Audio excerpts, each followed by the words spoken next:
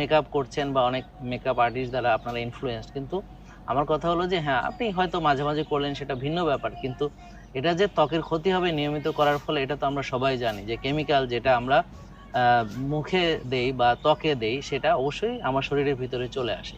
এজন্য আপনারা সুস্থ যদি থাকেন, ন্যাচারালি দেখতে সুন্দর লাগবে, স্কিনটা এমনিতেই গ্লো করবে। আমাদের স্কিন ডাল হয়, তার প্রধান কারণ হচ্ছে আমরা যে রাত জাগি, টেনশন করি, দুশ্চিন্তা করি, তো সেটার প্রভাব পড়ে। আমরা হাসি খুশি না থেকে যদি টক্সিক থাকি এবং টক্সিসিটি দেই, সবার সঙ্গে হয়তো খারাপ ব্যবহার করছি, হ্যাঁ? বা আমরা অনেক রিঅ্যাক্টিভ হচ্ছি, রিঅ্যাক্ট করছি, হ্যাঁ? এবং আমরা সবসময় স্ট্রেসের মধ্যে থাকছি। তো এগুলো আসলে চেহারার উপর প্রভাব ফেলে। তো আরেকটা জিনিস হচ্ছে, আমরা যদি নোংরা খাবার খাই, যেমন প্রসেসড, আল্ট্রা প্রসেসড খাবার খাই, তো সেটা আমার গাটের ব্যাকটেরিয়াকে, হ্যাঁ, মানে খারাপ ব্যাকটেরিয়া গ্রো করতে, বা এটাকে সিবো বলে, বা আমার পেটে অনেক রকম বাজে ব্যাকটেরিয়াকে, হ্যাঁ, যখন কলোনি করে তখন কিন্তু